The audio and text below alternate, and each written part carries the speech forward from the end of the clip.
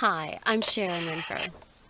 Our Hearts and Minds at SharonRenfro.com believes that we must open our minds to be able to open our hearts to one another, a fundamental idea to an alternative way to understand the psychology of relationships.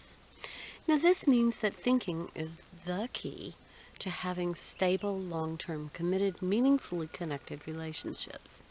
Today's video explores how thinking can be used as the most adaptive strategy of evolution to address fidelity in relationships.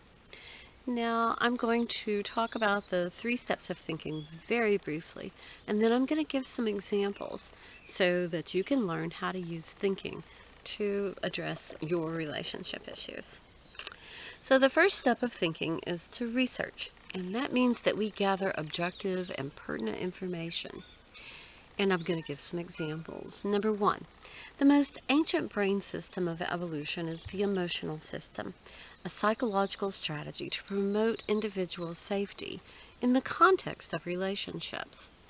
Now, for the early human being that faced serious physical dangers, this was a very, very beneficial strategy. Now, although our relationship world is vastly safer, the emotional system still performs the first assessment of everything that happens to us in our relationships.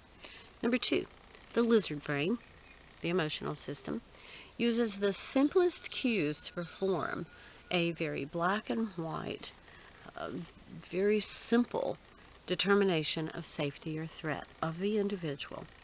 Now, if safe, the individual experiences being calm and engages in behaviors that support the relationship and individual maturation. If threatened, the individual experiences anxiety and immediately uses either conflict, fight, distance, flight, pretend camouflage, or cutoff, play dead, to secure individual safety. Number 3, feelings, the second psychological strategy, are either positive or negative, and if negative, can intensify and/or increase the frequency of the instinctual behaviors of conflict, distance, pretend, and cutoff, directed at the relationship partner. Now, the second step of thinking is to reason, and that means that we apply logic to the gathered information in order to understand ourself and relationship process. Number 1, as conventional psychology has encouraged us to use our gut and our feelings to make major relationship decisions, we use conflict, distance, pretend, and cutoff with our relationship partner. Now, eventually, these behaviors and positive feelings erode with these behaviors, and we become more likely to be attracted to another person as we seek a relationship that is safe and generates positive feelings.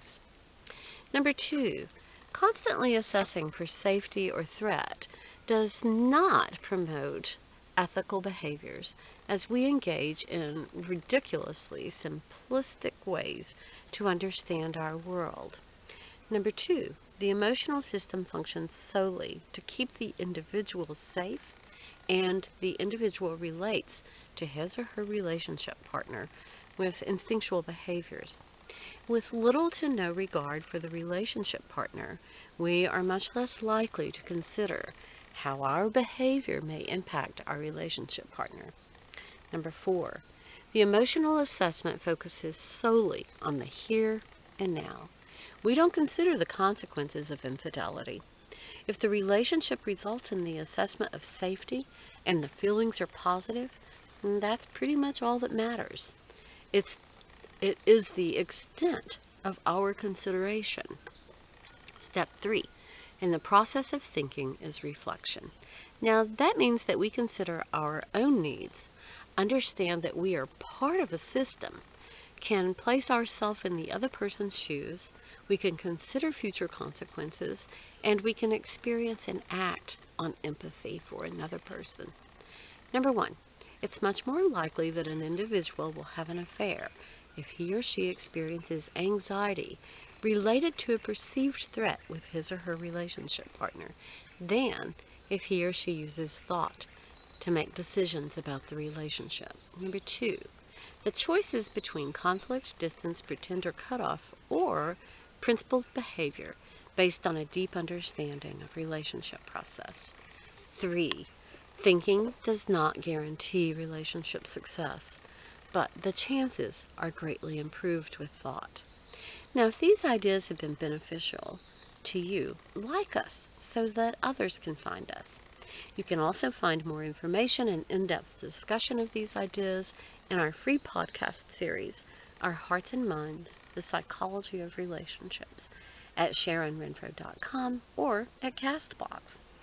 Thank you so much for listening, and I'm going to give you a little peek of where I am because it's so incredibly beautiful.